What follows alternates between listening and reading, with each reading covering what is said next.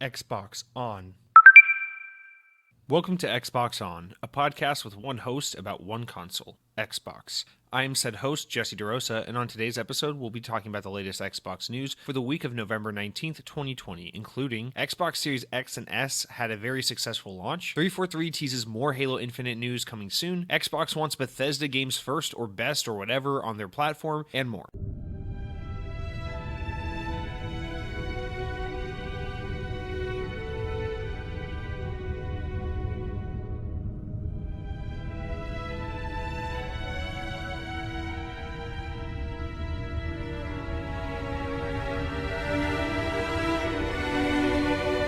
Alright, let's make this one quick. I got a frozen pizza in the oven. So this week, Halo Master Chief Collection got its Xbox Series X and S update. It actually got just a massive update overall. So Halo 4 is now on PC. The game got its Xbox Series X and S next-gen upgrade.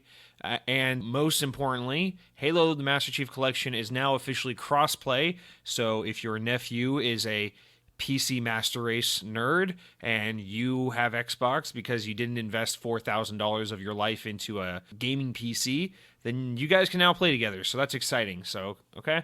And then, so I booted this up the other day when the patch went live and was excited to see what 120 FPS looked like on Halo.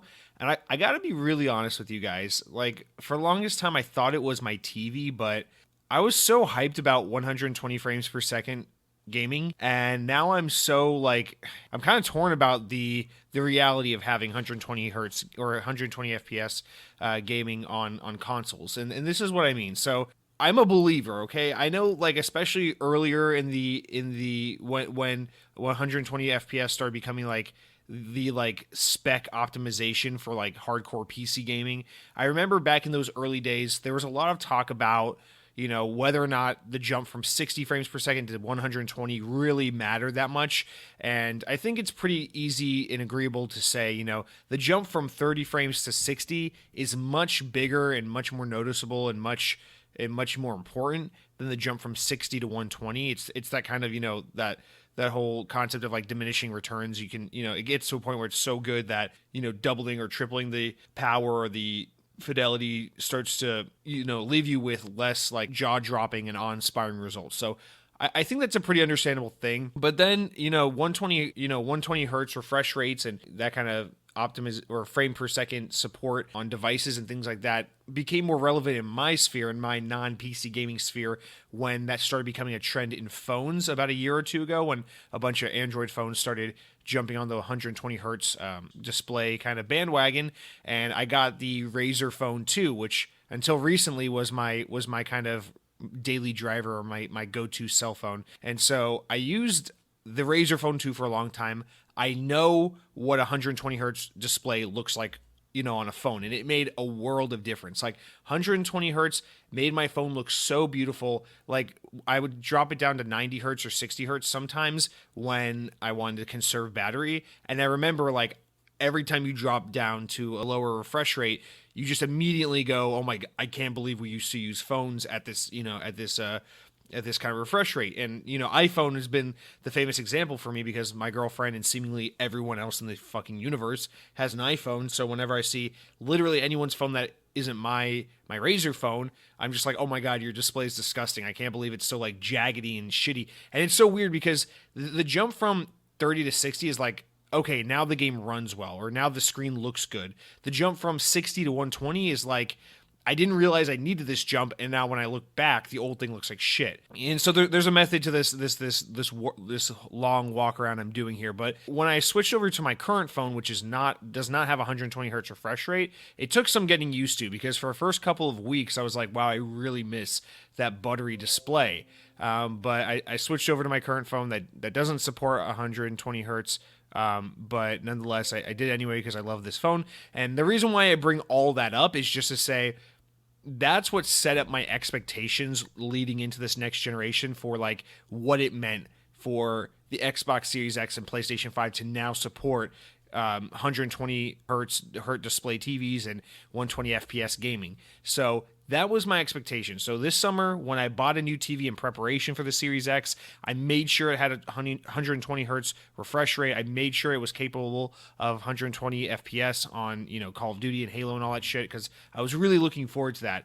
But the reality of it is, now that the consoles are here, now that we have the ability to do 120 FPS, I'm extremely I don't know if disappointed is the word, maybe just whelmed. I'm just extremely whelmed by this addition to gaming, or this to console gaming. So I think Master Chief Collection was the best example of this. I changed it to 120 FPS, or it just rather, if your TV supports it and your Xbox settings are set up for it, it will just automatically do that on Master Chief Collection.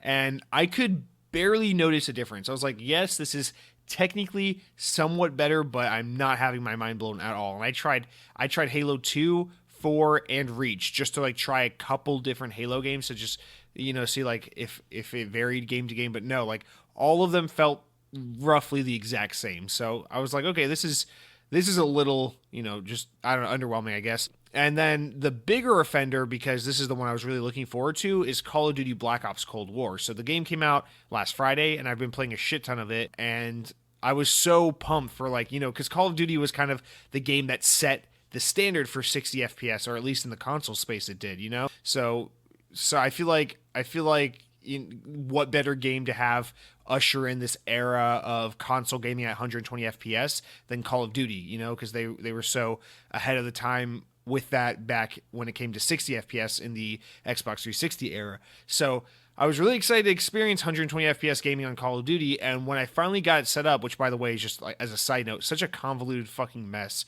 getting that set up. If you have a TV that doesn't support 4K and 120 FPS like mine doesn't, then it's such a pain in the ass, just getting into the Xbox settings, figuring out what you need to do to make the game understand that you're trying to do 1440p at 120 FPS instead of 4K 60. So that's a whole tangent, but just playing through Call of Duty on 120 FPS, immediately I was just like, do I not have my TV set up right? What is going on here? So I went through all my TV settings, reset everything to make sure everything was optimized the way I wanted it. Went through the Xbox settings, make sure everything was set up the way I wanted to. Even recalibrated the HDR and everything, because I wanted to extract as much beauty from the console doing 1440p with HDR at 120 FPS, since I wouldn't be able to do 4K and ray tracing. So I'm just trying to optimize it, get everything looking as good as possible while maintaining 120 frames. And I just go through all the settings on my TV, on my console, and then in the game settings themselves. And I'm playing the game, and man, I just don't notice a night and day difference. Now, to see what was going on, or if maybe retroactively I'd see a big difference, kind of like when I switched from a phone with 120 hertz refresh rate to a 60 hertz phone. I went into the Xbox settings, I put it up to 4K 60, and then jumped back into Call of Duty to see if I'd even notice it. And I'll be honest, yes, it's this annoying thing where now if I play Call of Duty at 60 frames per second, the game looks like jaggedy bullshit. But if I bump it up to 120 FPS, it doesn't look like next gen buttery smooth. It looks like what I used to think 60 FPS looks like. So it's just this broken thing. It's not like 120 FPS blew my mind and brought me into the next generation. It just broke me, because I used to think 60 looked pretty good, and now I think 120 looks like what I remember 60 looking like, and 60 looks like shit. But 120 doesn't look revolutionary or next gen. So it's I'm caught in this really weird place where it's if I play Call of Duty at 60 FPS, which I used to be fine with until a few weeks ago, I can have 4K and ray tracing and the game looks beautiful. But because my TV doesn't support 4K ray tracing and 120 FPS all at the same time, I have to pick one or the other. So I lean into performance over visuals. So I do the 1440p no ray tracing with 120 FPS. And it's just kind of shitty, because it just kind of feels like I'm playing an Xbox One game, because yeah, the game looks great, and yeah, 120 FPS is nice, but again, it's it looks and plays like how I feel like Call of Duty Modern Warfare 2019 looked and played last year when I was playing my Xbox One and that game first came out. So I feel like this whole upgrade to 120 FPS has kind of broken me, and I'm a just a little like bummed out and just kind of annoyed by the whole thing, but nonetheless, I mean, I'm all in now. I'm 120 FPS because if I jump down to anything lower, I certainly notice it. So it kind of sucks, but I wish I was more like excited and like I don't know, moved by this, but that's just not the case. But yeah, that's my little opening argument here about some next gen information. I thought we'd just talk a little bit more about, before we get into the comments, just talk a little bit more about the Xbox Series X. It felt weird last week because obviously I opened the show with about 20-25 minutes just kind of talking about my impressions of the console and just the excitement of it now being out. But it felt weird to then jump into like the comments and the news and the regular segments of the show as if it was just a regular week, when last week was clearly a very special week. So I figured, we'll talk a little bit more about the console this week at the beginning of the show, just because, I mean, it really is the biggest thing happening right now. We're not looking at a crazy news week because, again, the big news is that these new consoles are out and people are playing them, and the holiday releases are coming out and people are playing these games. So it's not really about the news so much as, all this stuff we've been talking about for months and years now is finally here. So yeah, one thing I want to talk about the Xbox Series X, and I guess S as well, since it's the same thing, that I didn't really touch on last week as much, is the controller. So I mean, I mentioned some things about the controller, but I wanna put this out. I guess this is kind of like my thing with the 120 frames per second argument, where like the controller for the Xbox One to me feels like the ultimate controller. It is 100% top to bottom a perfect controller. Until I held an Xbox Series X controller, I was 100% convinced that there is no better controller that exists in this world than an Xbox One controller. And that's whether you're talking about just a classic $60 controller that comes packed in the box, or if you're talking about the Elite Series controller. Like any of them, the Xbox One family of controllers, that era of Xbox gamepads, best controllers ever made, just period, hands down, no contest. But now that I've played with the Xbox Series X controller, I'm conflicted again, because the Xbox Series X, for those who don't know, like for this console, Microsoft didn't want to change the controller so much because, ain't broke, don't fix it kind of thing, because they already had such a great controller on their hands. But I brought it up on the show before that they were kind of like obsessive with wanting to optimize the controller's like hand feel and size and everything to really fit and be ideally sized and fit for as many different types of people as possible, regardless of, size or whatever. So anything from like a 7-year-old child to a 48-year-old man, that kind of thing. So they actually shrunk the controller on the Series X and S, this new controller. It's technically a little smaller. I think they say it's like something like 3% smaller. I don't know if that number's right, but it's like something that's like almost negligible how much smaller they made it. And it's literally just so that, people who are already comfortable with the controller won't really notice the size difference, and people with smaller hands might notice that now it's a little more comfortable than it used to be. So it's supposed to be like one of those win-win things. So I didn't personally notice the size difference when I used the Xbox Series X controller, and I think that's saying something, considering, I've spent the past 7 years using the Xbox One controller on almost a daily basis. So clearly this is a thing I have a lot of muscle memory with. This is a thing I've used quite extensively for almost a decade now. So I think that's impressive that they were able to improve on the controller while making it feel entirely normal for people like me who are used to it, while apparently making it, a little more optimal for those with smaller hands. So yeah, for the longest time, I've been playing the Xbox Series X now and thinking the controller feels no difference in terms of size and fit and everything. Obviously, the D-pad's improved, and that's been a little weird getting used to, but I actually quite like the new D-pad. And they have the share button, which I love, and they've added more grip around the controller and on the bumpers and the triggers. So there are some tweaks here and there, but to me, the big one is this size difference and that share button and that D-pad. That size difference, I didn't notice it at all until the other day, my girlfriend was going to play Call of Duty Zombies with me, which by the way is completely broken. Apparently you can't do it on split screen yet.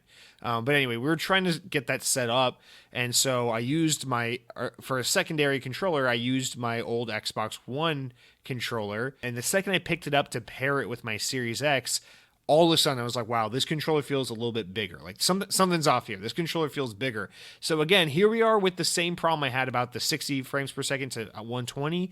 Now I'm having this with the controller, where I picked up the Series X controller. It didn't feel next gen per se. It just felt like a slightly improved like barely even remotely improved version of the Xbox One controller. It felt like ergonomically exactly the same, and I just picked it up, felt from immediately at home, and went right back to gaming as always. But now when I go back and I pick up an Xbox One controller, it feels just a little bit too big, and the fit is like just a little bit off. So, I mean, yes, this is a good thing, I guess, because it means they've only made the controller better now.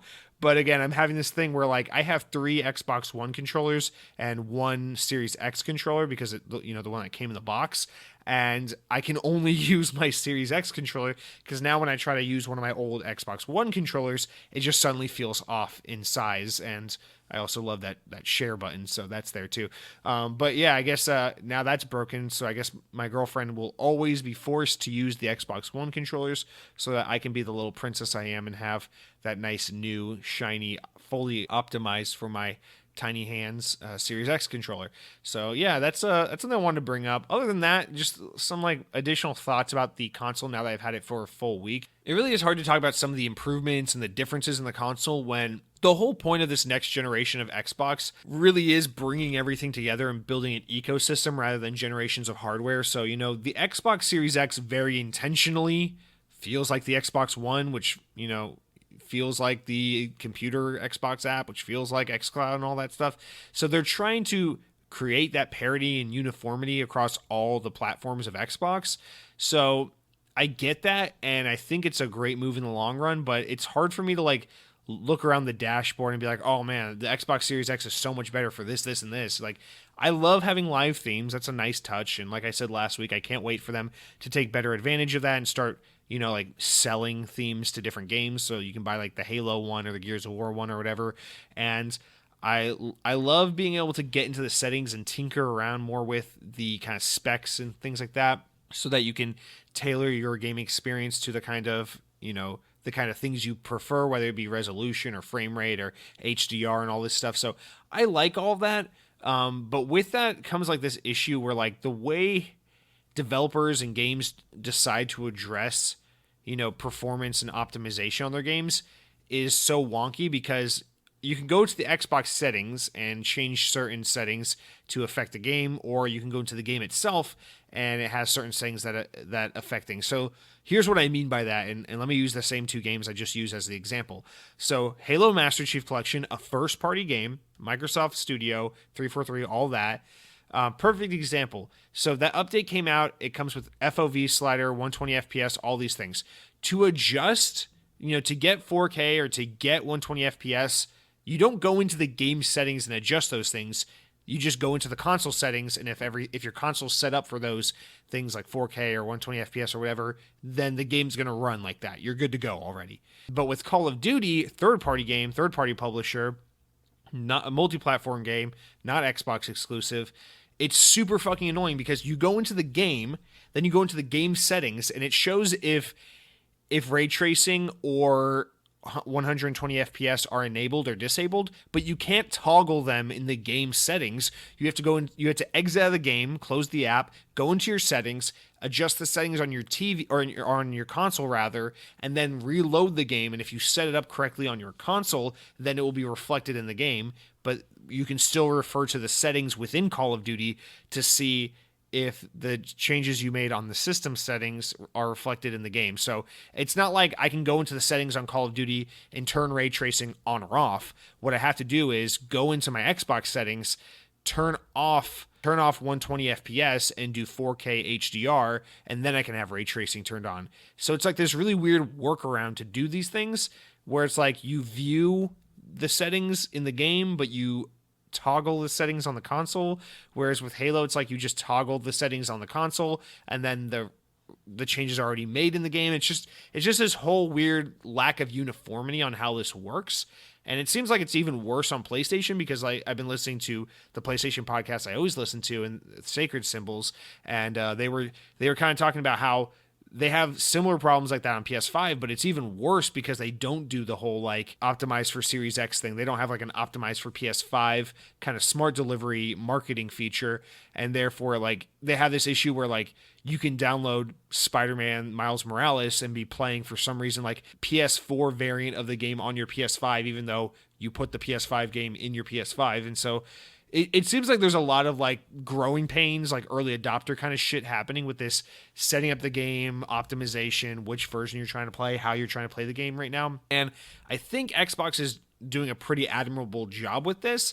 But again, it just seems like there's so many factors at play between so many platforms, so many developers, so many publishers, that we need to kind of navigate these waters and figure out a way to kind of unify and decide and design a uniform approach to this, so it's less confusing and it doesn't have to be based on like a console by console or game by game basis how we adjust settings. But nonetheless, that's just kind of something that's irking me a little bit. That's actually a perfect example of how the Xbox Series X kind of feels like a gaming PC, because normally with a video game console, that's the whole convenience of it, is you just put the game in and you play and you don't think about anything. But now, based on what TV you have, what console you have, what game you have, what version of the game you have, there's all these different settings and features that we can adjust and calibrate and toggle on and off, and it feels very PC all of a sudden. Not politically correct, but like personal computer, So I don't know. It's not really a big gripe or a big issue, but it's something I'm noting, and it's something that definitely I think is, obviously I'm like a hardcore Xbox fanboy, so I'm going to go out of my way to figure out how these things work and figure out how to navigate these kinds of situations. But you think about the more casual people, the people who just like these things and buy a console and buy video games and maybe are mildly interested in these kinds of things, but they don't maybe know how to optimize these things or set up their settings accordingly because it's kind of set up in an obtuse PC-like way. So I don't know. It's a weird thing. Other than that, to me, again, the biggest thing with the Xbox Series X to me is just how fast it is. I love how fast things install. I love how fast games load. I love not having loading screens for the most part in my games. I love how fast and responsive and buttery smooth just getting in and out of shit is. And to me, that's like the big win there. But other than that, I'm still really enjoying the console, still playing it every single day, except today because I went to work all day and now I'm going to podcast. So woe is me. I guess I won't be playing video games today, but I'm sure life will go on. But yeah, those are some additional thoughts after playing some more Xbox over the past week. Now, we'll jump into some comments, and I think this first comment kind of puts a nice bow on everything I was saying and sums up the Series X quite well. Count Skyla wrote in, and it's a lengthy little paragraph here, but I think this is, I don't know, I just think this kind of sums up my thoughts and feelings about the Xbox Series X as well, and I'm sure a lot of people feel similarly. So he says, Series X is nothing short of incredible, but waiting for these new next-gen experiences is painful. It's clearly an investment for the future not for right now. So if anyone here missed out, don't fret just yet. With the Game Pass and free Series X enhancements rolling out, there's a ton to play, but it feels a lot like the Xbox One X launch. Going back yet again to play a bunch of games I've already played just to test out new features. The big launch games, Assassin's Creed, Watch Dogs, and Dirt 5 are not my favorite genres at all. I'm really missing Halo, but the hardware does not disappoint. It is everything promised, and the quality of life improvements that you have to experience to understand. Playing at 120 FPS on the console with hardly any load times is surreal. I'm sort of in disbelief that Microsoft Studios couldn't throw together a single new campaign demo or multiplayer beta that shows off the new system, any franchise, and really hoping that they have something new to show or share before the end of the year. Well, the news this week might indicate something about that. I have access to hundreds of games, and I'm looking over my shoulder thinking, what is so special about the new PS5 controller and Astro Boy? I think you mean Astrobot. I think it's called Astrobot, right? Having a single showcase first-party experience would have prevented any of that and helped capture the next-gen magic most launches include. So yeah, I think, like I said, that just sums up the experience really well, and I think that's really the one thing that the Xbox Series X is missing. I have really everything I've talked about thus far is ranging from like, oh, that's cool, or oh, I'm nitpicking. But really, the only thing the Series X needed for it to go from like a really awesome console to like, wow, that's such a pivotal moment, such an amazing moment in Xbox history, would just to have been, to have one game, one thing. And it didn't have to be Halo Infinite. I know everyone talks about how Halo is sorely missed, and yeah, I agree with that. I think we can all agree it would have been amazing if Halo Infinite were completely ready, super polished, amazing looking, ready to go out the gate day one with the Xbox Series X. We can all agree that would have been so awesome. But I don't even think that's what the Xbox Series X is sorely lacking. Like, yes, that would be the best case scenario, but like if they just had anything like what PlayStation has with Astrobot or Astro Room or Astro's Play, it's called Astro's Playroom. That's what it's called. If Xbox just had anything like that, I think it would have done them a lot of good. Just be like, like think about all these smaller games they released this year. I don't know. You could say Grounded, but someone said Grounded. I think someone in the comments said Grounded recently, but I think that's a great example, but at the same time, I feel like they could have done something a little more like tech demo-y. It would have been nice if they just had an experience or something to be like, hey, this isn't like the big 45-hour next-gen launch game, but this is a bite-sized something to demonstrate what Xbox has in store for this console, what we believe the power of the Series X is, and I think that experience is sorely lacking. So I definitely agree with that. And just like you say, I'm not a huge Assassin's Creed Watch Dogs kind of fan either. So a lot of these launch games don't appeal to me. It's for me, it's also been a lot of like, let me play this game I've been playing for years anyway, just because it has a Series X update, or, Call of Duty, which has really been my go-to this past week rather. But yeah, that's a great comment. I think that really sums up the general like gist of what's happening here with the new console launch. My brother says, every time I turn on my Series X, I think I was supposed to be playing Infinite right now. My heart breaks. That being said, the lack of new games is making me try new things, and it's actually pretty fun. I got the new Assassin's Creed, which I would not normally bother with, and I'm having a blast with it. I also got Warhammer Diablo clone Chaos Bane because it's Series X enhanced. So yeah, sad, but it's cool to branch out with different games. So I like this comment because this is like basically devil's advocate to what, Count Scottula and I kind of feel like about the console, where it's like, yeah, we didn't get, that specific Halo kind of game or like some first party little tech demo-y thing. It's just something really special to launch with the console. But a lot of people still feel that pressure or desire to be like, well, hey, I got this new next gen console. I want to buy something with it. And so, yeah, I mean, it's funny you mentioned Assassin's Creed and Watch Dogs. Ubisoft is actually publicly famous for this, how they always want to be at the forefront of every console launch because so many games sell so well at the launch of a console just because they're available and people want new games for their new console. So that's why you see a lot of games that aren't like particularly standout or great usually sell well at the beginning of a console generation, is for that reason. Not to insinuate that Assassin's Creed is that kind of game, because obviously Assassin's Creed is a massive franchise, but I see that kind of optimism and that, I don't know, that like open-mindedness with the launch library and just trying to make the most of the situation. And I appreciate that because I definitely understand where you're coming from. And I definitely could see myself being that way as well. If I had a little more disposable income and free time right now, maybe I would also just flippantly, pick up a game like Assassin's Creed, which I would normally never buy, just to try it out, see how it looks, and experience something that looks and feels a little more next gen. But yeah, I think that's a nice way to put it, or a nice kind of alternative perspective, is to just see this as an opportunity to get outside your comfort zone, maybe try some games you wouldn't normally play, all for the sake of, trying to get some usage out of those new next-gen features on your new next-gen console. And then we got a few more comments about, the Series X itself. Dead Captain James says, mine arrived today, and my friend is driving up from Denver tomorrow to get it. So that's Dead Captain James just being a fucking champ, saying, hey, I bought a Series X, I'm not even keeping it for myself, so look at you being a good guy. And then you said, you feel like the time in your life was a blip from Xbox One to Series X because time literally flies when you're an adult. I've been out of school longer than I was in school. That shit blows my mind at this point. It really is true that time speeds up as you get older. That's in regards to my my little rant last week about saying I can't even believe the Series X is here because I still think the Xbox One is like a brand new console. So yeah, I mean, you're right. I think what Dead Captain James is really pointing out here is that I'm just kind of having an existential crisis live on my podcast in front of all of you guys. So I appreciate you listening to me as I do that. And then Jay says, despite my many attempts, I was unable to secure an Xbox Series X for launch, but have been informed by my local store that I should be receiving one in the second wave of shipments, which they said is possibly late November. I hope they're right.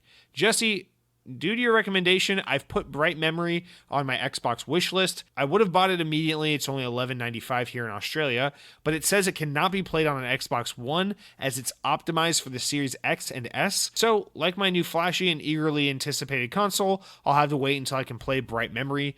Does look pretty good, though. Well, Jay, I appreciate you willing to give this game a try on my recommendation. That's kind of frightening to think that someone would spend money based on something I said, so I hope the game, lives up to your expectations or is at least $12 provides $12 worth of enjoyment for you so that you don't feel like I misled you. Hang in there, man. I'm really sorry that you weren't able to get your Series X. I truly feel for all of you out there that are kind of dealing with that bitterness right now of like I tried so hard to fucking get this console and it didn't work out and I wasn't able to secure one, and now I'm just having to watch everyone else enjoy theirs while trying to be happy for them, but also being a little, salty for myself inside. So at least that's how I would feel about it. So I definitely really feel for you guys and hang in there for sure. The only reason I have a Series X is because my brother was able to secure me a pre-order. So I would have failed miserably because I was having the worst luck on that day in September trying to get my pre-order secured. So I should be there with you. I have a little bit of survivor's guilt, of pre-order securer's guilt, I guess you could say, but hang in there, man. So hopefully sooner than later, you get that thing. But yeah, Bright Memory, let me preface with this. The game needs a little bit of an optimization patch. Definitely a little bit of screen tearing in the game when I played it. It's only like a 40-minute demo, okay? So it's like one level of what will be the final product, which is Bright Memory Infinite, which is the game that they showed off during that gameplay showcase. So I think for here it was like $8. I think it's totally worth the $8 because it has amazing usage of ray tracing. The graphics look really good on most things. It's weird because like the character models and the weapon models look amazing, and then some of the enemy models look like just okay, but the weathering effects and the environment details look really, really good. So for the most part, I think it's a great little 40-minute like tech demo that shows off some of the visual fidelity of the Xbox Series X, but it isn't perfectly optimized. It definitely feels like a kind of quick PC port, and there's definitely some optimization and performance hiccups, like I said, screen tearing here and there. It didn't like hinder my ability to enjoy my 40 minutes with the game, but I still think you get it more as like a fun tech demo and less as like a serious awesome game to play. So I mean, like I said, I think I said this last week, but like Bright Memory, it is an ideal little, if you're looking for like a bite-sized techie demo, something similar to like Astro's Playroom on PS5. I think Bright Memory is a pretty decent option. Of course, you do have to pay for it, but like I said, it's cheap. It's like $8 here in the States. It's $12 in Australia. So there you go. Maybe some of you other guys should give that a thought. Hope you enjoy it, Jay, whenever you are able to get around to playing it, which is hopefully very soon. Now, that's it for all of our Series X kind of commentary and initial comments and all that stuff. Let's go through some quick other comments before we get into the show's news. So Sarugi, on the topic of games as a service last week when we talked about this poor sales performance of Marvel's Avengers, Sarugi commented in a couple times and said, well, I can honestly see the Anthem reboot being or quietly dying in a corner. The messaging on the new Mass Effect game is ambiguous. A veteran team doesn't necessarily mean it's the team or anyone involved in the original trilogy, but that could just be my pessimism acting up again. Actually, you're right on that. It's probably just a couple of people, and then they're just really harping on that for marketing purposes, but you continue on, you say, I'm hugely into Marvel, specifically the MCU. I love that shit, but hands down, I've not touched or had any interest in Marvel's Avengers. I'm a lifelong Final Fantasy fan, and I, along with my legion of fanboys from the origins of Final Fantasy VII, have been waiting over 20 years for this remake to finally release, so it wasn't really a surprise to see it do so damn well. Live service games developers need to realize that they have to actually push content out at regular intervals if they ever wish to hold gamers' attentions beyond reaching endgame within a week. And also not to put out a content-starved shell of a game just to get it out the door. So I agree with pretty much all of that, especially those comments about the games as a service thing. It's pretty obvious that with Marvel's Avengers, it was this thing of like, hey, we have this really good concept for an Avengers game, but we're going to shoehorn it into this games as a service thing because it's lucrative and it has legs and we can really, work with that. But also, where games like Anthem failed, games like Marvel's Avengers should be able to succeed because the name and the brand recognition alone should be able to sell it to everyone. And clearly that just wasn't the case. It seems like, the bullshit meter was easy to read on this, and people saw that the quality just wasn't there. And I think this is really an interesting point to bring up, because think about it like this. We've had Marvel games of varying degrees of quality for a very long time. I mean, literally all the way back to like the Sega Genesis and shit like that. So, but if you look at more recent history of Marvel games, or like kind of like the modern era of like modern Marvel video games, I think everyone's go-to example is like Spider-Man 2 on PS2, Xbox, GameCube from 2004, Sam Raimi's Spider-Man, because that's kind of like the first open world Spider-Man game, kind of set the standard for like modern superhero video games. And the thing is, like, yeah, that game did very, very well. But then there's also been a lot of Spider-Man games that haven't done as well, like the Amazing Spider-Man games, or like those B-Nox like Spider-Man games that were a little more linear based. And then like you think about like Iron Man, there was like an Iron Man 1 and 2 game on, I think that was on, no, Xbox 360 rather. And then there was like an Hulk Ultimate Destruction game on OG Xbox. There was X-Men Origins Wolverine in 2009 that was on Xbox 360. That was really good, actually, made by Raven, the people who made the new Call of Duty campaign. So there's just like this varying degree. I mean, and of course, I think the thing that really cemented, like, it seemed like Spider-Man 2 was like the apex of like great quality superhero video games, and it seemed like that was unbeatable. And then I think the Batman Arkham games kind of topped that in public perception in terms of like making a quality AAA, superhero video game. I think like Batman Arkham Asylum is probably like to superhero video games what like, I don't know, what like X-Men or Spider-Man or like Iron Man is to like superhero movies, where it kind of made them like not campy, goofy, like write-off movies, but rather like big blockbusters that people gave a shit about. So when you think about that, like there is a precedent for superhero games to do well or not well, or, to live or die by the quality of the game. And I think that's been apparent. And so when you look at games like Insomniac's Spider-Man from 2018, the PlayStation exclusive game, that game sold well, yeah, because Avengers and Spider-Man and all that shit was big at the time, from all the movies. And yeah, because Spider-Man's a beloved character and Spider-Man games are pretty popular. But I think that game did well above all because it looked fucking awesome. Insomniac is a developer who knows their shit. It's a PlayStation exclusive, which, has a lot of marketing cachet behind it. But above all of these aspects, I think the game genuinely looked awesome. And people saw that and recognized it. And that's why Spider-Man on PS4 performs so damn well. It's exactly why Miles Morales right now on PS4 and PS5 is performing extremely well, because people see the game, they watch the trailers, they watch the gameplay demos, and they can recognize that's a fucking high quality, awesome game right there. Marvel's Avengers totally missed that point where they thought, it seems like they thought, well, yeah, it's kind of a weird like single player looking game. And I haven't played the game, but the way I look at it, Avengers looks like a single player game or like a co-op game that they shoehorned into a games as a service game. Like it looks like there's a lot of good content there. Like there's a lot of good potential there, but they just like kind of made it into this genre that it really doesn't work as, or really has no business being.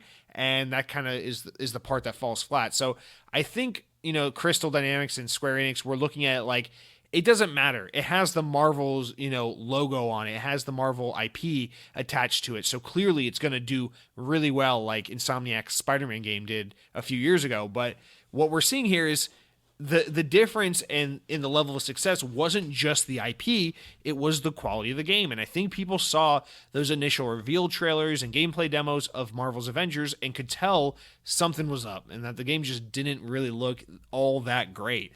And so that's what we're seeing here. I think this game could have been extremely successful if they just focused on making a single player story-driven Avengers game, and gotten it out 2 years sooner. Because remember, this game was teased in like early 2017, I think it was. So like we've known about this game for a long time. Like it was the marketing cycle for this game was like 3 years, and it's just they just spent so long developing this game, and we finally got it, and it was just this overproduced, over budget, what the fuck is this genre doing with Marvel's Avengers kind of bloated cash grab, kind of thing. It's like this IP plus this genre equals we get all your money. And clearly that's not the case because the market has spoken and said, hey, like this game is not what we're looking for. Like this is not how we want to play as Iron Man and Hulk and Thor and everyone all together at once, So I don't know. I will drop it there because obviously this isn't the Marvel's Avengers podcast, but I just find that the story of that game, selling really well initially, but then kind of falling off hard and now becoming, performing so poorly that it's pulling down Square Enix's profits for the quarter, despite having, such a powerful lineup of games this year and like Final Fantasy VII Remake. I think that's amazing. It's a pretty big bomb if Marvel's Avengers is really pulling down, operating or the revenue for the company by that much. So whatever. And then just some miscellaneous comments before we get into the news real quick. They're just one-offs. Seth says, hey, what's your favorite Gears game? I just recently started playing them for the first time because I thought they looked stupid, but so far they're actually great. I've played the first two and the second one is my favorite 360 game I've ever played. What are your thoughts? Well, Seth, I'm actually kind of like you. I used to always think Gears was kind of a dumb franchise. I kind of played them a little bit on and off and never really got into them all that much until 2017 when I finally played Gears 4 for the first time. And something just clicked. At that point, like finally I was able to understand Gears. So I went back and replayed them all, and I definitely am a Coalition era fan of Gears. I think 4 and 5 are the best, but I think they're all pretty good. I haven't played I didn't play that spin-off one, but like of all the classic ones, they're all pretty good, but I'm definitely a Gears 4 and 5 guy. I like 4 a lot just because there's a special connection with it being the one that got me into Gears of War finally, but I think 5's objectively a better game. But yeah, 4 and 5 are definitely my favorite Gears games, but I'm pretty into the series overall now, and I totally agree with that sentiment. Like it's just something about it where for the longest time it just looked like a dumb game, but once you finally give it a try, and I guess once you're just in the right headspace for it, you're finally able to let the game kind of sink its hooks into you and speak to you in that way. So I'm glad you're enjoying the series. It seems like actually Gears 2 is probably, I think that I'd say that's probably most people's favorite Gears. I think that's in the Gears of War community, that seems to be the overwhelming popular choice.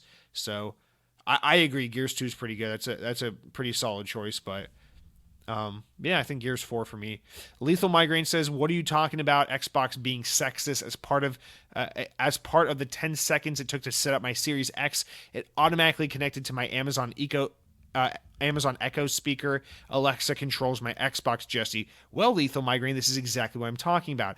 Xbox is sexist because they removed Cortana, they removed Xbox's voice, therefore removing Xbox's agency, which means that Microsoft is being sexist by silencing Xbox. I don't give a shit if Alexa or Amazon Alexa is a female voice or whatever. That is someone else speaking for Xbox. That is someone else who mediates between you, the user, and the Xbox itself, telling the Xbox what to do, but never giving it the chance to speak for itself. That is silencing. That is censorship. That is a gross abuse of agency. I think Microsoft needs to pay for this. Bring Cortana back to Xbox. Bring Kinect back to Xbox. Lethal Migraine, if you're not with me, you're against me on this one, okay? And then you also say, dollar for dollar, Destiny is the worst game ever made. For the life of me, I don't understand why anyone likes it. Well, Lethal Migraine, I think that's just objectively your worst take ever. It's just easily your worst take ever. Like, famously, I think most people point to games like E.T. or Superman 64 as like the worst games ever made. Like, if you don't like Destiny, that's totally fine. You're entitled to your own preferences and opinion. But the reality of the situation is, I know Destiny has its issues with like the first game being like all over the place with like awful storytelling or just kind of being confusing and not really knowing what it is and and having a hard time kind of conveying to the player what kind of game it is and how you're supposed to play it. I get that. But the moment-to-moment gameplay of Destiny is phenomenal. The shooting feels beyond amazing. The mechanics are amazing. The balancing is super cool, with just like the different weapons and abilities and classes and everything. I think Destiny, like the art style is fucking stunning. To this day, I think Destiny is one of the best looking video games of all time. It's amazing. Like the art style, the graphics, literally everything about it is so goddamn phenomenal. You like objectively, Destiny is a polished, well designed, and well functioning game. Like you don't have to love what the game is. You can think that the storytelling is confusing and that the way the world presents itself to the player is a little obtuse and confusing, but there's no denying that the game is well made, fun to play, the mechanics are solid, the art and graphics and visual style are stunning. Like Destiny is it is a far cry, no pun intended, from the worst game ever made. I understand that feeling where like sometimes you feel disconnected from a game because it seems like everyone loves it except you, and you feel like everyone's crazy because you just don't see what they see. But like, trust me on this, Destiny is not even close to the worst game ever made. Now, it's definitely not as good as Halo, but I think it's amazing in its own right. I love Destiny. Whatever. I literally just got a Destiny t-shirt in the mail, so fuck you. I'm gonna wear that. I'm gonna wear that with a hate boner for you now, Lethal Migraine. But you're still invited to my birthday party next year. Don't worry. All right. That's going to do it for all of our comments and shout outs and whatnot. Remember, if you want to write in, don't be shy, reply. You can go over to youtube.com, look up Second Best Gaming. That's my YouTube channel where you'll find the playlist for the Xbox On podcast. Just go to this week's episode, drop a comment about anything you want to talk about. I'm a little disappointed that no one really wanted to talk about food this week, but, you know, we can make good on that mistake by commenting this week. So tell me about some food, guys. And just tell me literally anything you want to know. It can be about Xbox. It can be about a specific video game. It could literally be about your dog or your showering preferences. I don't care what it's about. Just write in. Now we're going to talk about what I've been playing. But before I can tell you about what I've been playing, I have to tell you because it is imperative. I think the world is at stake here if I don't tell you what I've been eating. Guys, I want to give a shout out to the Papa John's Papadilla. For those of you who don't know, I don't know where Papa John's operates. I assume it's international. I'm fairly certain it operates in the UK and in Australia at the very least, and in South America. And I don't know. I'm pretty sure it's a pretty international brand. Fuck off. But Papa John's Pizza, the Papa John's pizza chain, the chain that makes pizza, the controversial, possibly racist Papa John's brand, they have this new menu item called the Papadilla, which I'm a little upset about because it's supposed to be like a play on like a pizza and a quesadilla. But to me, it comes off a lot more as like a calzone kind of thing. Like, I don't know. I don't get quesadilla out of it, but whatever. It's basically like their pizza dough folded up in this like calzone quesadilla looking fucking thing. And they put a bunch of toppings in it. So you can get a more traditional pizza one, like with pepperoni and cheese and sauce, like a calzone. Or you can go nuts with it and get like fucking Philly cheesesteak papadilla. It's like their crust folded up like a calzone, and they got like onions and cheese and peppers and steak and everything in there. And you can kind of customize them and put your own sauce. You could do like a barbecue chicken one if you were feeling spicy. So it's a very versatile menu item. It's a new thing they're doing. It's a thing they've been doing for a little while, actually, maybe about a year now. But I've had this a couple of times. And this past week I got it. My girlfriend and I had a day. We were a little tired, a little despondent. It was my last day of my stay-at-home vacation to celebrate the Xbox Series X. And I said, fuck it, let's get some Papa John's pizza. So we ordered some pizza. I said online, please leave it at the door. Don't knock on the door. Just leave the box at the fucking door because there's a pandemic. And then when I checked out, it said, do you have any special instructions? And I said, oh yeah, please just drop the fucking box of pizza at the door. There's a pandemic. I don't need someone to knock on the door and hand me it. I don't care if you leave it on the doorstep and a bunch of cockroaches get to it. Just fucking leave the box at the door. And then soon enough, I got a knock on the door. The pizza was there. I go outside expecting to see the pizza on the floor, sitting there waiting for me to pick it up. But there's a fucking pizza man without a mask on just handing it to me. And I'm like, fuck you. But it was all worth it. It was all worth it in the end because I got the papadilla. We secured the package and it was delicious. I got the Philly cheesesteak this time, but I like to customize them. One time I got one with just like chicken, spinach, and Alfredo sauce, I think, in it, and onions or something. That one was phenomenal. You can get a more traditional one. I think right now they have a double cheeseburger papadilla. So if you want to fucking mix Italian food, American burgers, and fucking Tex-Mex quesadilla shit all together in one food item that is guaranteed to give you the cancer or heart disease or heart failure or whatever, then this is the item for you. I think it's a great price too. They start at $6, $6 for Papadilla. Are you fucking kidding me? In this economy, so worth it, guys. I highly, highly recommend the Papadilla. If you're a fan of the Papa John's, or if you are in the camp of I just haven't had Papa John's in a very long time, I think now is the time to vote with your wallet and say, yes, we do want the Papadilla to be a mainstay on the menu. Don't be like Taco Bell. Don't put it on the menu and then take it away 2 months later. Just leave it there. It's good. We want it. It can stay. So now with that said, with that precedent having been set, I can tell you all about what I've been playing, which this week, as you may have guessed, as based on what I've said earlier in the show, I've been playing some Call of Duty Black Ops Cold War. This game, I'm so mixed on this game. So on one end, I want to say Call of Duty Black Ops Cold War is the best Call of Duty since 2010's Call of Duty Black Ops, like the classic 2010 Black Ops game. But on the other end, I want to say this game is just as disappointing and just as much of a letdown as every Call of Duty has been since 2010's Call of Duty Black Ops. So for context, since this show is all about rambling, I would like to say I'm part of the classic Call of Duty generation. And you might say, well, the classic generation are like Call of Duties 1, 2, and 3. No, fuck off. Those games don't count. That's like saying Far Cry 1 counts as a Far Cry game. Fuck off. We all know Call of Duty starts in 2007 with Call of Duty Modern Warfare. That's what made Call of Duty what it is. Not the original envisioning of what the franchise would be before they took a massive departure from that. Original Call of Duty Modern Warfare 1, 2007. That's the game that set the wheels in motion and made Call of Duty the biggest thing since sliced bread.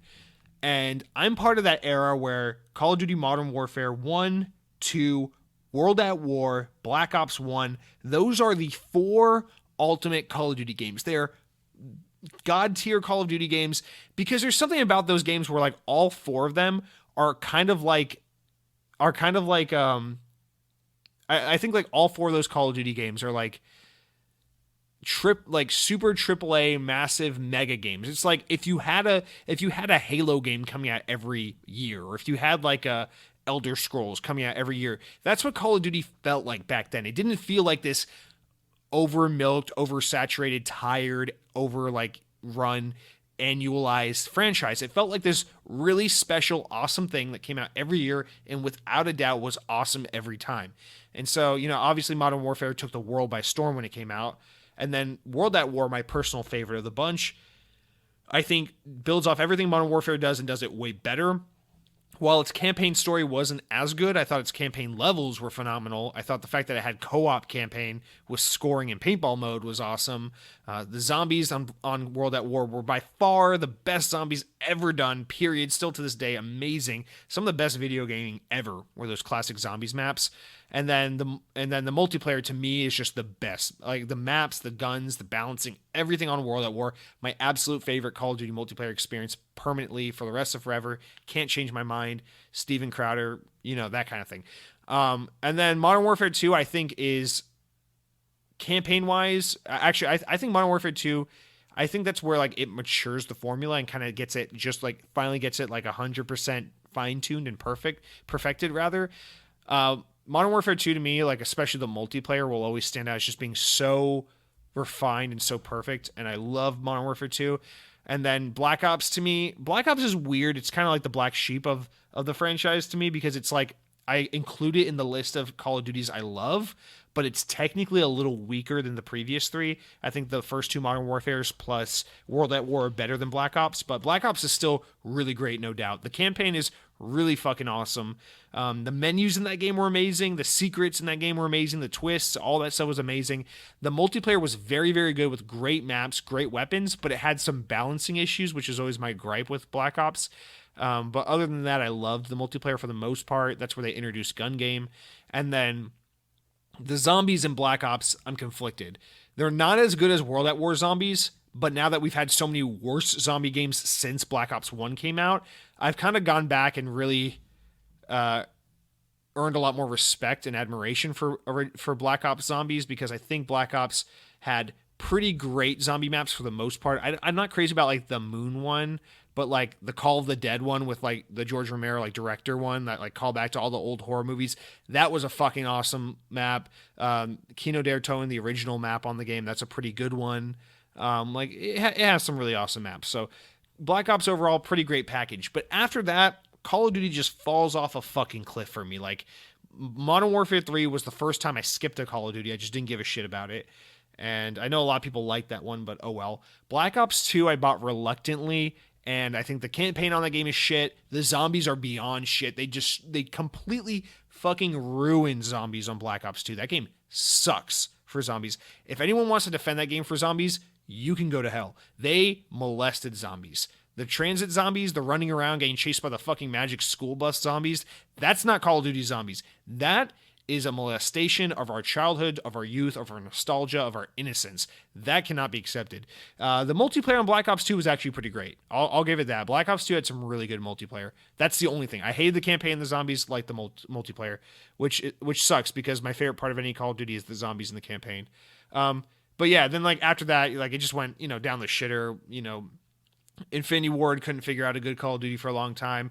Treyarch just kept harping on Black Ops, but all these new games they were making weren't really Black Ops. It was just that name, but whatever the fuck game they wanted to make. And Sledgehammer started making Call of Duty games, and they were varying degrees of okay. I actually thought Advanced Warfare was better than most of what Treyarch and Infinity Ward were putting out around the time. It was just that, especially that like early to mid generation of Xbox One, I feel like Call of Duty was just it became this thing of like real gamers hated Call of Duty and Call of Duty was like for Call of Duty gamers and no one else, and that's kind of where Call of Duty is today, where it just seems like it's this thing where it's like it's kind of not cool to admit you like Call of Duty because it takes away your gamer card a little bit, but fuck it. I mean, like there's no denying Call of Duty has a winning formula. The game looks and plays great, it's well balanced, and there's a reason why people love it. It's a great formula, it's a great feel. It's a fun game, but it's definitely lost a lot of its luster, and it's kind of I don't know. Call of Duty used to be like a trailblazer, like an industry standard, and now it just feels like this thing that we get every year, and it's kind of run of the mill compared to some of the other things. It feels like the games industry has matured past the things that Call of Duty introduced to it. I think is probably a good way to put it. Yeah, but last year when man, I'm rambling way too much. But last year when Modern Warfare 2019 came out, that was the first time in a long time I was like, you know what? I think I'm actually excited about Call of Duty again. And when that game came out, I bought it, and I was super impressed with the campaign, and I was pretty impressed with the multiplayer when it came out. But the thing is, in the year since that game came out, its multiplayer has turned to shit. The multiplayer is so bad. There's so many imbalances, so many awful guns. The maps are way over-designed to where it's just like invites campers and snipers everywhere, and you can't fucking play the game to save your fucking life. And then, of course, Warzone became the big focus when Warzone came out, and I hate Warzone. I try not to be like old man, like shitting on everything the young kids like, but like I don't hate Battle Royale modes. I don't even hate Fortnite, but I hate Warzone. Like, I'd rather play Fortnite than Warzone. I think Warzone is so bad. It feels like shit. It looks like shit. It's just not fun at all. I even think Blackout from Call of Duty Black Ops 4 was more fun than Warzone. I really fucking hate Warzone. And that's the problem with Black Ops Cold War. So now we can finally talk about what I've actually been playing because I'm done ranting about the past. Black Ops Cold War's biggest issue, in my opinion, is that it runs off that Modern Warfare 2019 Warzone engine, and it has that look and feel of Warzone. So because Warzone's this big success, and they're trying to modernize and standardize Call of Duty with this new engine and all that stuff, we're in this situation now where it's like, Treyarch games feel a little bit less like Treyarch games, and Infinity Ward games feel a little less like Infinity Ward because they're trying to blur the lines and have the studios work together a little more to make everything one cohesive Call of Duty experience. Now, don't get me wrong. I think Black Ops Cold War definitely feels more like a Treyarch game than Infinity Ward's Modern Warfare did last year. So there's still a difference, but the game, just everything from like the way you pick up guns to the menus to the mod system to the loadout system, everything just feels a little too much like Modern Warfare 2019 and a little too much like Warzone, and that's what fucking drives me nuts. The zombies map this time around is actually a pretty cool looking map. It brings back the very first map from the very first zombies game from World at War.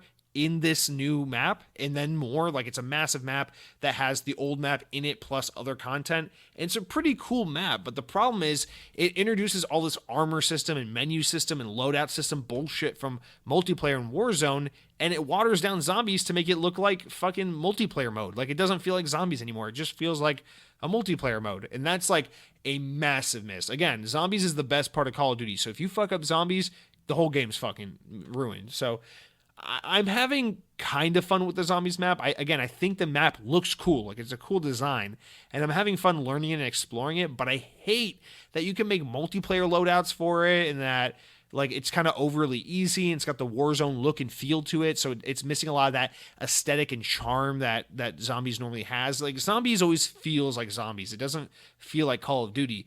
But in Black Ops Cold War, zombies feels like multiplayer, and it's just really disappointing. So that's really driving me nuts with the game. The campaign itself, actually, we'll do the campaign last. The multiplayer is my favorite part of the game. I think the multiplayer is really good. This is by far my favorite multiplayer in Call of Duty since Black Ops 1, which is why I said this is my favorite Call of Duty since Black Ops 1, because multiplayer, while not my favorite aspect of Call of Duty, is the component that has the most longevity. And I think they really nailed the maps. For one, the maps are phenomenal. The maps feel like classic, like, Black Ops era maps, where it's like simple 3-lane maps that have enough, like, texture and detail going over them with, like, different vantage points and little hideout places that it feels like they're varied and kind of interesting, while not being overly designed and overly complicated like they were in Modern Warfare.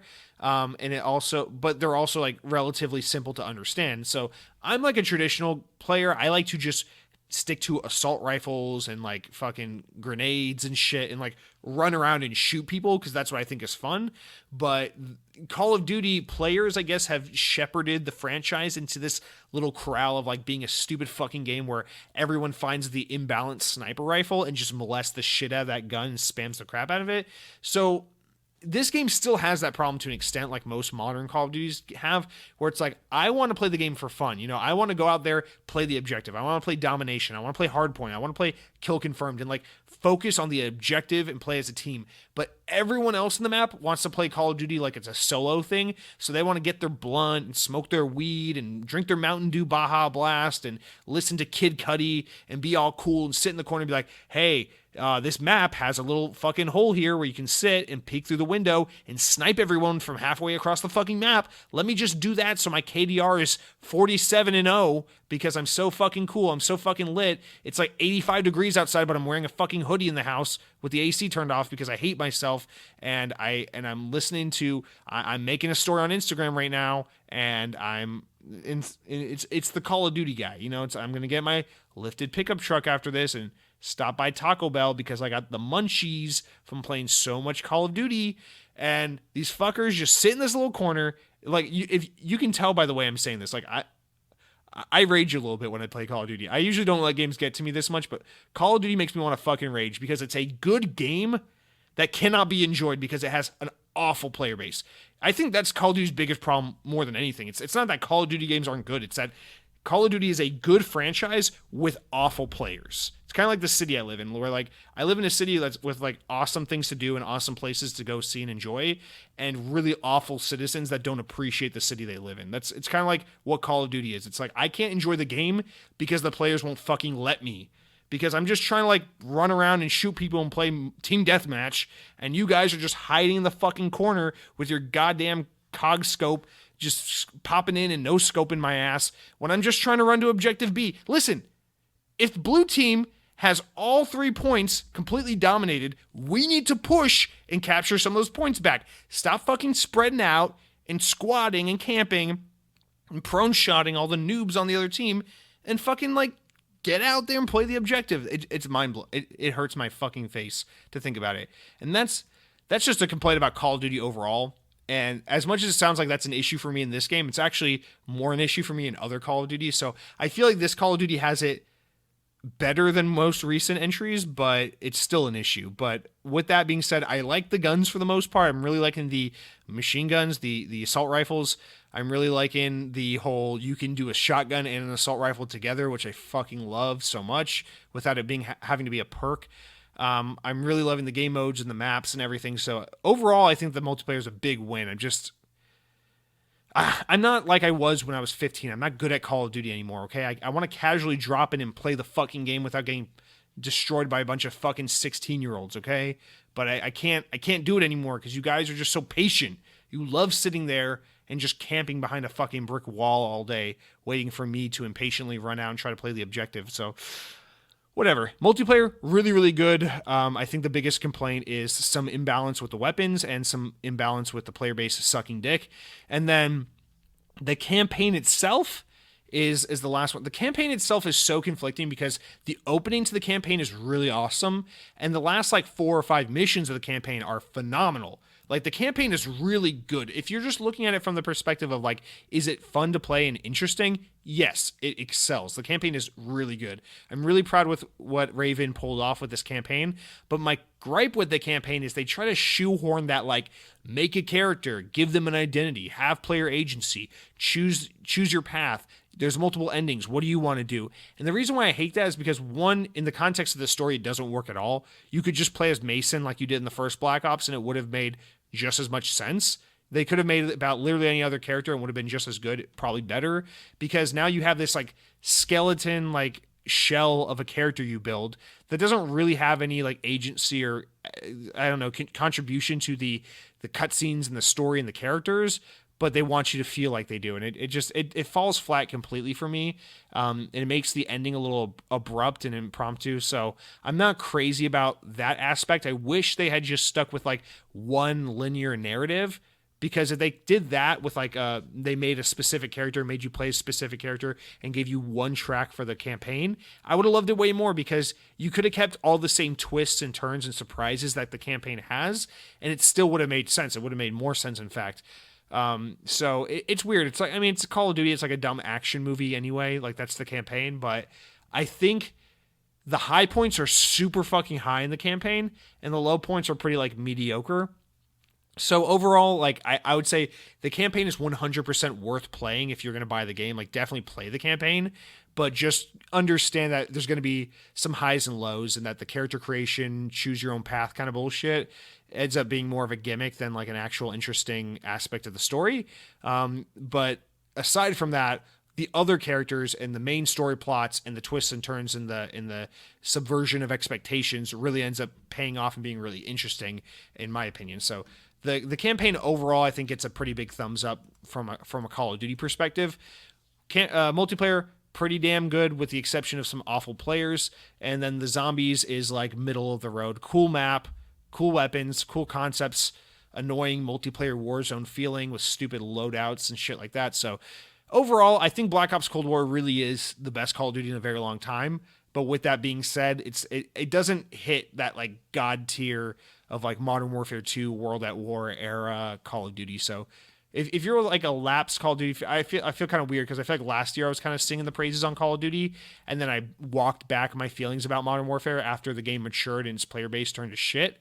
But for now, this is how I feel about Black Ops. Maybe Black Ops Cold War will end up like Modern Warfare 2019, and here will be in a few months when the player base is really matured and really, really learned all the maps inside out and mastered them, and then it will be completely fucking unplayable, like how I feel Modern Warfare is at this point. So could change, but for now, the game gets a pretty big thumbs up from me.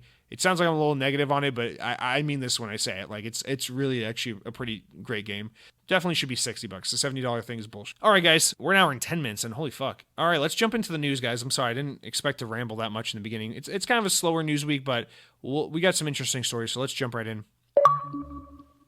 All right, our first story comes from Xbox Wire directly, where Microsoft have come out to celebrate the success of the console launches for the Xbox Series X and S by relaying that the new next-gen consoles have made up the biggest launch for the console brand in history. The following was posted by Liz Harmon, Communications VP of Gaming Experiences and Platforms at Xbox, via the Xbox Wire, which says, "Thanks to you, the launch of the Xbox Series X and S is now the most successful debut in our history. While we missed the emotional spark of being together with you in person, it was incredible to celebrate the new generation of gaming with the millions on our celebration live stream and everyone who participated in our global launch across 40 countries. Your support and what you accomplish in the first 24 hours of launch inspire us to demonstrate the connective power of play and how it is more important than ever. More new consoles, and then they put some bullets. They say bullet points. They say more new consoles sold than any prior generation, with the Xbox Series S adding the highest percentage of new players for Xbox consoles at launch. More games played, 3,594 in total, spanning 4 generations, setting a record for the most games ever played during an Xbox console launch. And then lastly, next gen games. Next gen means more ways to discover and play, with 70% of Series X and S consoles being attached to new and existing Xbox Game Pass members, which is pretty impressive, but also to be expected since the launch is mostly going to appeal to your hardcore users, and obviously your hardcore users are going to have Game Pass. So it is extremely important to note here, though, that Microsoft's previous console generation, the Xbox One, was released in 13 countries on its launch day of November 22nd, 2013, whereas the Xbox Series S and X launched in 36 or 40 markets, depending on which source from Microsoft you want to use. 36 markets, ostensibly making it the direct comparison between console generations incompatible, because obviously 36 or 40 markets is a whole lot more than 13, so obviously it's going to be the most successful launch for the console brand. So yeah, I think that last part, that is kind of the qualifier that's like, well, okay, this is just Microsoft doing more of those vague kind of statistics in like those like stats that they kind of do whenever they release a new piece of hardware or console or video game now, where they're just like, oh wow, the new Gears of War was the most successful Gears of War ever made, in that we had over 8 trillion megabits of downloads worth of game downloading for this game, or like we had over 8 billion character creations on multiplayer by gamer tags with last names beginning with letters A through F. It's just like, what the fuck? Like, they just come up with all these like arbitrary units of measurement to basically say, yeah, we're not selling as well as PlayStation, but we're doing pretty good, thanks. So that's how I read this immediately. Like, I would expect Series X and S to be the most successful launch for the console for a couple of reasons. One, because Xbox is a more mature brand now, so it should have a bigger impact and reach in its markets. Okay. 2, because it's a pandemic and we've seen gaming do so incredibly well during this pandemic that it would be ridiculous to think that the new consoles wouldn't also sell like crack at launch, because of, the same reason why everything else has been selling well these past 8 months or whatever it's been. And then 3, it's like, you're launching in a billion fucking markets. Of course you're going to do well, or of course you're going to have a more successful launch when you are able to, control the marketing, have a recovery from your last generation, which was rough, and then launch it in a lot more countries. So it's fully expected that these new consoles are going to do better. Oh, and point 4, Xbox Series X is launching at $300 in 2020. Okay, Xbox One launched at $500 in 2013. So with inflation, the Xbox Series S is such an amazing value for a next-gen console that it makes it so marketable and appealing for people, and that's why they say here that the Series S... They say the Series S has the highest percentage of new players for any Xbox console at launch, which I'm guessing means S sold better than X, which I'm confused about because I thought they had a lot more X's being manufactured than S's, so I'm not sure exactly what to make of that, but I think that means S sold better at launch, which I assume will be true long run anyway, but I kind of expected X to do better at first and then S to, in the long run or in lifetime sales surpass it. So that's a little surprising to me, but nonetheless, I mean, obviously the console launch was pretty successful. I'm sure it's doing very well. I'm sure it's not doing as well as PS5, and I'm sure, well, actually that's not true. I'm sure Xbox Series X and S and PS5 are equally doing amazing right now, because at the beginning of any console generation, what happens is the first few months, both companies sell out every unit they can produce, so it doesn't really matter, I'm pretty sure that, at least until January or February, every Xbox Series S, X, and PS5, digital and physical, whatever, will fly off the shelves the second they get stocked at retailers. So it's going to be a while before we really start seeing how much better, and I think PS5 is going to really outsell Xbox again this generation, but I think it's going to be at least 4 to 6 months before we start to see how much better PlayStation is doing than Xbox at the start, because for now, it's just, the demand can't keep up the supply can't keep up with the demand, so both of them are going to sell like crack for a little while. You saw some reports talking about maybe it not being super easy to find these in stores until like maybe like April or whatever. I don't know, man. I'll say this: when the Xbox One came out, it took until about January, February. It came out in November. I'd say it took until about February to start being able to find it a little more regularly in store. And with PS4, I felt like it was about the same thing in February, maybe a little closer to March or April with PS4 until you started finding those in store. So if Microsoft can extend out that length of time where they just can't keep up with the demand, that will be very good for them, or a very good early indicator rather that Xbox Series X is a more successful console and that people are more hungry for Xbox now in 2020, 2021 than they were in 2013, 2014. So hopefully that's the case, but I mean, you can't really tell now based on first week sales. So yes, it's good that the console's doing well. Obviously, we expected that, especially at launch. I'm happy for Microsoft. Congrats to the team at Xbox for getting these consoles out the door. This is an incredible achievement and feat. But yeah, it's just at this point, it's way too soon and way too impossible to really extract any true and interesting data to divulge about, how the console's performing. So we'll keep an eye on this.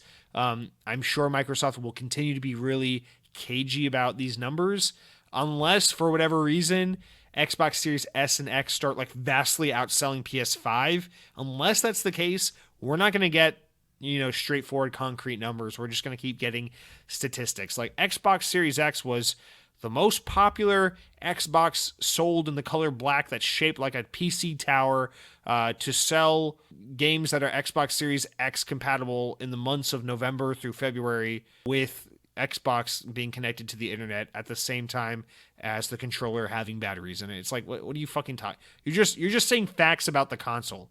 You're basically just explaining what the console is and the fact that someone bought it. That's all you're saying. It's like, well, shut up. Anyway, from IGN, Xbox's plans for its big Bethesda acquisition are starting to take shape as the company reveals that, as far as the cross-platform is concerned, Bethesda games will be either first or better or best on Xbox consoles when they are released. Microsoft continues to field questions about the future of Bethesda and Bethesda games on other platforms after its blockbuster acquisition of ZeniMax.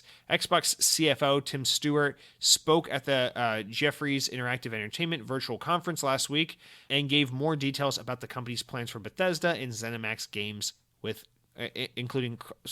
and cross-platform, saying, quote, "What we'll do in the long run is we don't have intentions of just pulling all of the Bethesda content out of Sony or Nintendo or otherwise," Stewart says. "But what we want is we want the content in the long run to be either first or better or best, or pick your differentiated experiences on our platforms. We will want Bethesda content to show up the best as on our platforms." Stewart was clear that his statements aren't meant to announce pulling content from other platforms, but says that the audience will see Xbox continue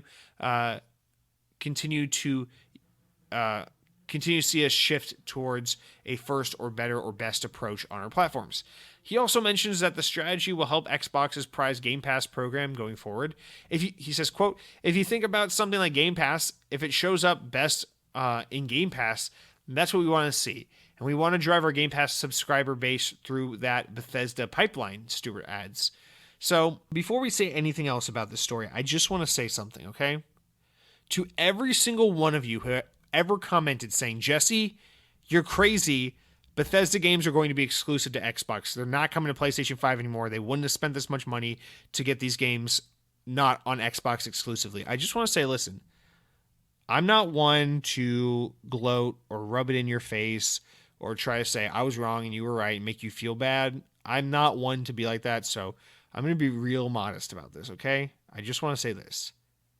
Fuck every single one of you for doubting me. I was right. I got a big dick. I am awesome. I got all the frozen pizza. Everyone who doubted me now I will send you a P.O. box. You now have to mail me a goddamn California Pizza Kitchen frozen Sicilian pizza with a 12-pack of Mountain Dew Code Red, because I was right and you're a fucking dumbass. Every single one of you. Give me your names. Give me your social security numbers. I want to send individual personalized messages to your extended family to let them know what an asshole and what a fucking idiot each and every one of you are. I was right. You were wrong. Again, I mean, obviously, so all joking aside, clearly this is them saying nothing's official yet, but these games are going to be on PS5. I'm telling you, Elder Scrolls 6, Starfield, Fallout, whatever the next one is. All of these games are going to be on PlayStation 5. Some of these games are even going to be on Switch. These games are going to show up in competitor places. Again, they're going to do things to make it Xbox specific. They're going to say, sure, you can fucking spend $70 on Starfield if you fucking hate yourself because you have a PlayStation 5, or you could just play it for free on Game Pass. And that's going to be a big allure. And yeah, maybe they'll do things specific like Xbox, this DLC comes to Xbox first, or on Xbox, you get skins that make all the characters look like Master Chief with the Bob's Burgers mustache on it or some shit like that.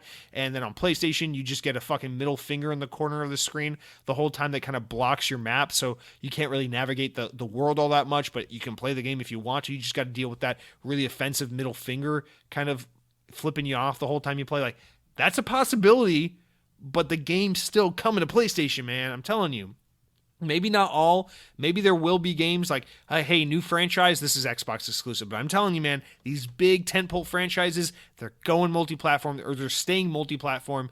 They're just going to get perks and benefits because Team Xbox. I'm telling you, man, I was right. It just feels good to know that when everyone was telling me I was wrong, I stuck to my guns and I said, hey, this is embarrassing today, but tomorrow it's going to pay off because you know what you believe and you don't need to listen to any of these fools. So I just want to humbly say, suck my dick, I don't know what else to say to this. I mean, they're clearly coming out and saying it, Xbox is going to get the best experience, but these games are still going to be multi-platform. Again, they want to make that money back. It's a big asshole move if they take these games away from existing players on other platforms. And it's a great way to make your money back if you just fucking put the game on every console. Now, again, this is not 100%, set in stone. The acquisition still hasn't even technically gone through 100% yet. The deal is not completed yet. Nothing has been officially announced. So, yes, there's still the possibility that something changes in the last minute and they go, no, all these games are platform exclusive to Xbox and PC. Fuck you, PlayStation gamers. It's possible, but until that point, I think it's time for all you guys to put some lotion on your tongues and pull my pants down and suck my One X, my Series X, my Xbox unit. Fucking goons. All right, I mean, I don't know what else to say to that. I mean, I think this is a big, all joking aside, I think this is a massive blow optically to the Xbox brand because, again, we know how it is. We know players really want Team Xbox to have the exclusives to tell Sony to fuck off. But, again, it's too much of an optically bad move if it's like Xbox buys these studios so they can take them away from so they can take games away from PlayStation. That's not how you want to do that. You want your exclusive games to be your 343 games and your initiative games and your coalition games because these are the games from your organic studios that you built from the ground up for your franchises. These are not, things you took from other platforms. So I'm telling you, man, Daddy's right. Listen, I have an Xbox podcast. Would I be wrong? They don't just let anyone have an Xbox podcast. I had to work for this thing. I had to put in a permit. I had to get the FCC to approve this podcast. You think they just give that kind of privilege to anyone? No. I am a somebody. I know shit. So listen to me.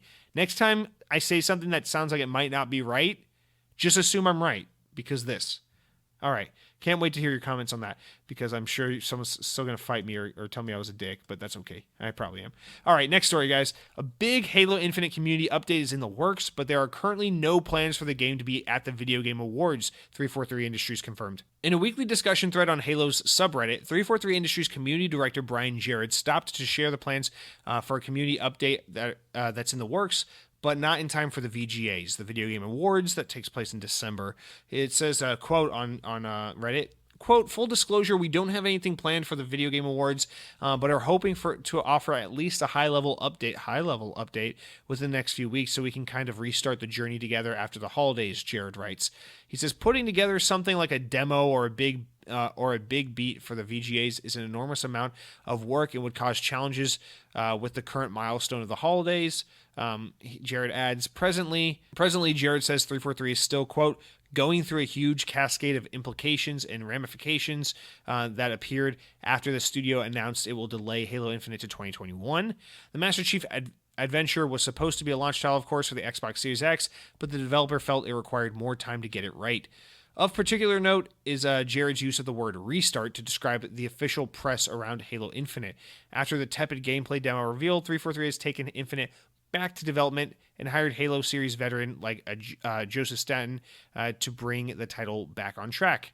So, I mean, first of all, what this says to me is that this game really is delayed for like a full year. I really think Halo Infinite is like at earliest like a September 2021 game. I don't think it's going to be. A lot of people saying it's a spring game. I really don't think it's a spring game. And a lot of that, I mean, aside from me already having that just off of intuition, is what Jared is saying here, which is again, restart the marketing and the kind of way they're showing off and demoing and talking about this game leading up to its release. Like, for them to kind of reboot. So Halo Infinite is already kind of like a soft reboot of the franchise after Halo 5.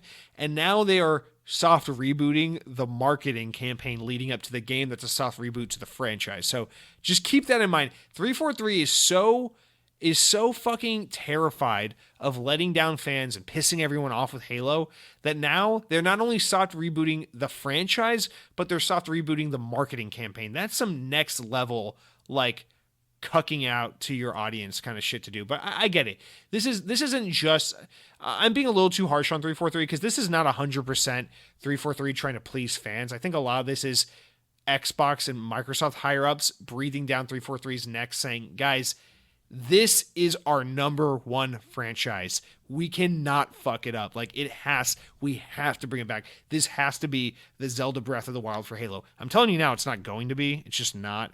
I'm telling you right now, at this point, I am like fully like 100% on board, like not on board, but like of the belief that Halo fans are impossible to please and people are so out to just hate and shit on Xbox no matter what, that I don't think this game can do anything to 100% get people to like just jizz their pants over Halo Infinite the way people just blindly wanted to jizz their pants when Mario Odyssey or Zelda Breath of the Wild came out. So I know, like, obviously Microsoft or Spencer or 343 haven't come out and said this, but you can just tell the expectation and the direction they're going for here is that Halo Infinite is Halo's Zelda Breath of the Wild. I'm telling you now that's not going to be the case, but nonetheless, 343 is still going for that. So, I mean, here's hoping. I think it's going to be a great game no matter what. So I'm just excited for whenever I get to play it. But I'm telling you, man, this tells me that the game is a long ways out. It's like a full year delay that we got on this game. They're really trying to reshoot. I think the next time you see a gameplay demo of this game, it is going to look night and day different from what we saw in July. I'm telling you that. They're going hardcore over the art and the graphics for this game right now. I'm just telling you that. As for what the teases, I don't fucking know. Clearly they can't go too big, so I assume it's going to be some big like Halo Waypoint blog posts where they're going to announce details, like details to put people's mind at ease about specific features of multiplayer and things like that. But I don't think they're going to be able to share a bunch of gameplay because, like they said, making those vertical slices, making those demos for like E3 and Game Awards and shit like that, that stuff takes a lot of time. And I think a lot of people don't really get that. Like, to get a specific build of a game and then get this vertical slice and this gameplay demo to show off specific footage to try and market the game takes a lot of work at the studio, and we're already behind schedule on this game so much that it doesn't make sense to do that right now. We need to get all hands on deck on actually getting the actual fucking game ready to go rather than just trying to show off another gameplay demo when the game is clearly still like a year out. So I think that's also an indicator of why it's not ready. If it were closer to launch, they might be able to it might be easier to get a gameplay demo going, but I don't think the game is that close to launch. I really think you got another like 10 to 12 months on Halo Infinite. That's my guess. 10 to 12 months from now. But I could be wrong. I mean, it's not like I was wrong about that Bethesda shit, right? But no, all joking aside, I mean, that's how I read this. I'm expecting a pretty lengthy Halo Waypoint blog post with some nice nitty gritty nerdy details for more hardcore Halo fans.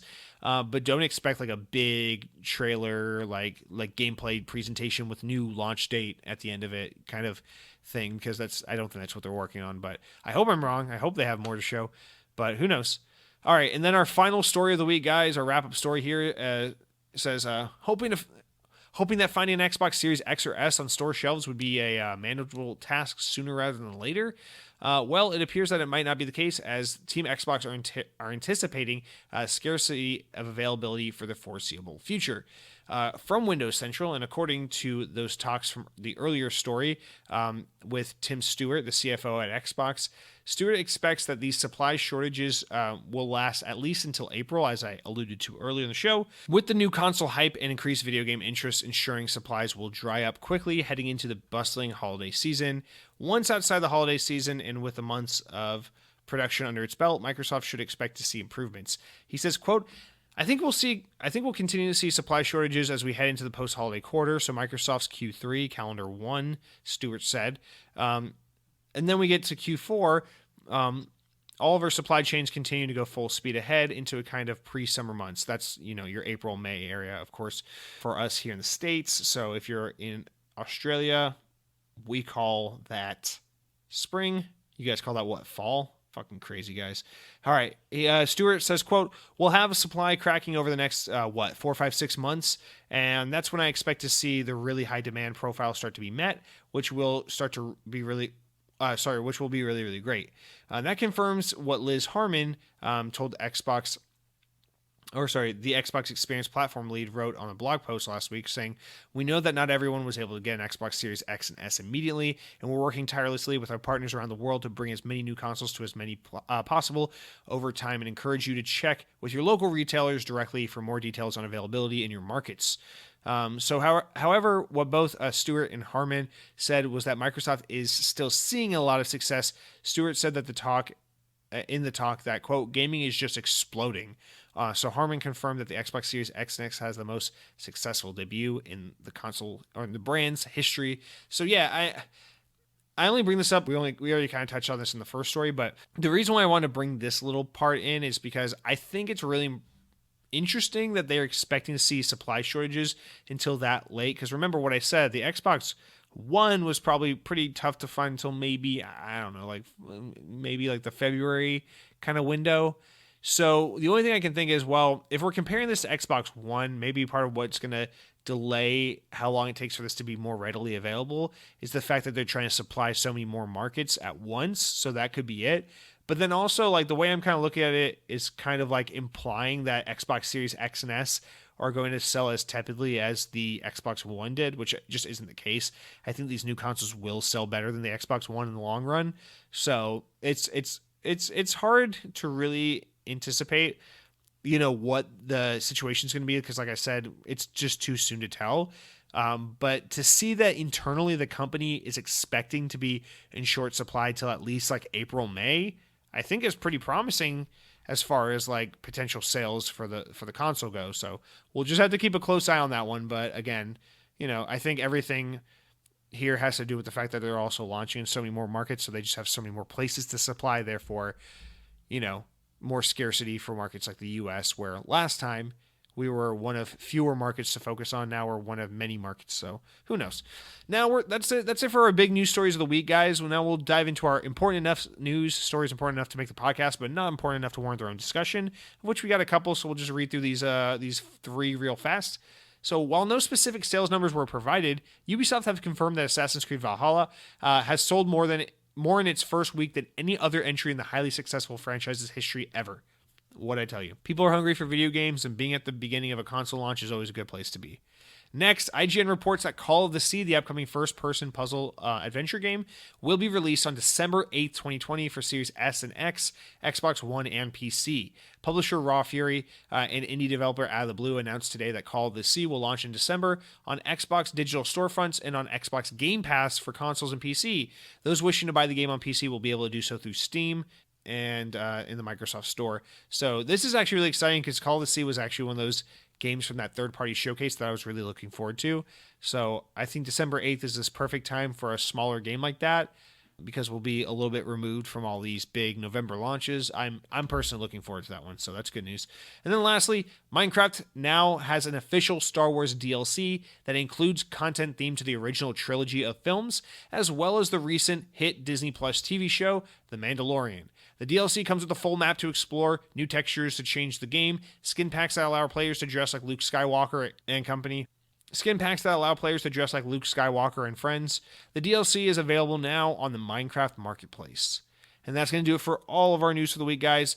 Podcast is running a little longer than I anticipated, so we'll just kind of fly through these closing segments, you guys. But you know there are new games coming out this week. The Xbox Wire has posted that there are 13 new releases coming to the Xbox platform this week, so we'll quickly run over exactly what those are so that you know all the games you could be playing on your Xbox Series X, your Xbox Series S, or maybe your Xbox One X, perhaps even your Xbox One.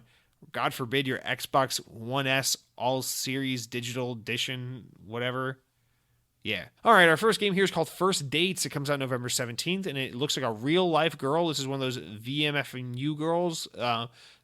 This is one of those girls where it's like, I feel really bad for games like this because, like, it's a cool premise that, like, it's like real-life looking game, you know? So it's like, oh, wow, they got real actors to do this game and everything.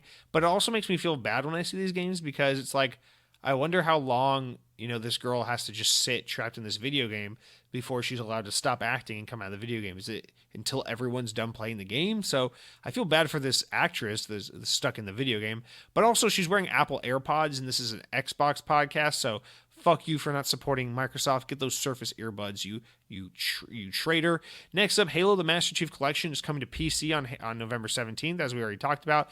Now, this is a game that's just so awesome. The key art for Halo 4 is so good, man. That key art of like Master Chief like on one knee, pulling himself up and looking like upward. Oh my god, it's just such a goddamn cool piece of key art with an assault rifle in his arm and in his other hand. And I really love that 343 redesign of his armor. I wish more people really respected and appreciated 343's Halo. It's just so good, man. Anyway, next up we got Mars Horizon, which comes out November 17th.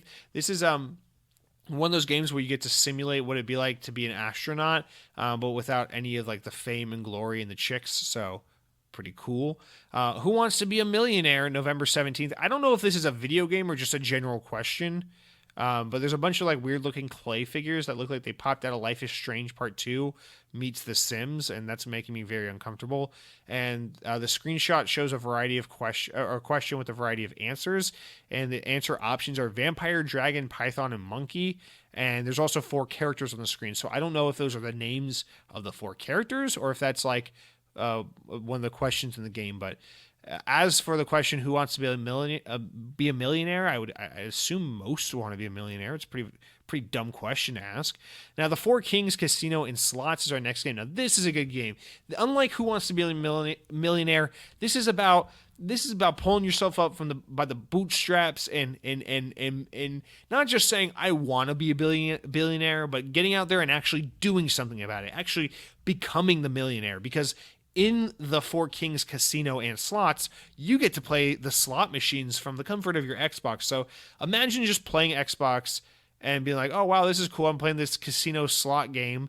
And then you get the jackpot and you get rich all from the comfort of your couch on your Xbox. That's doing something. That's getting out there and having a dream and making it a reality rather than just wanting to be a millionaire, which is what I really respect about this self-determinisms game.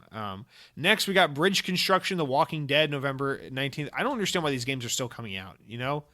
I feel like these games were popular like when the Xbox One first came out, and I'm still seeing them come out regularly. It's like Crossy Road. It's like, who owns this game franchise? Is this a franchise, or is everyone just harping on this games that look just like this? I don't understand. Next, we got Kid Trip on November 19th, which looks like Alex Kidd and Indiana Jones maybe had a dirty relationship and made this 8-bit game that you can play anywhere on your Xbox. And a lot of people say that I'm really harsh on 8-bit games or little old bit style games. I want to let you know, guys, I don't have anything bad to say about this game.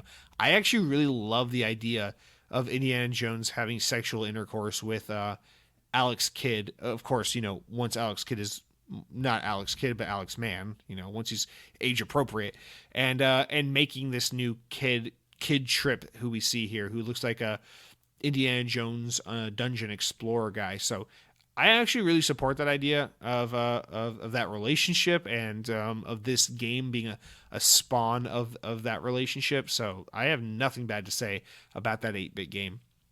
Poker Club, November 19th, is coming out November 19th, as I just said. It's optimized for the Series X and S, so I wonder if this is a 120 FPS kind of game or if this is a 4K 60 ray tracing game. I feel like I want to see what that ray tracing looks like on like those glasses of scotch on the poker table. So I'd be interested to see that.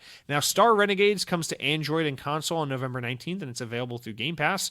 This is one of those games where you play as those sci-fi nerdy guys and you fight all the monsters and shit, and all the guys have suave hair that doesn't get fucked up even though they're running around caves and shooting monsters, which is something I'm envious of because I can barely go through a day of work without fucking up my hair.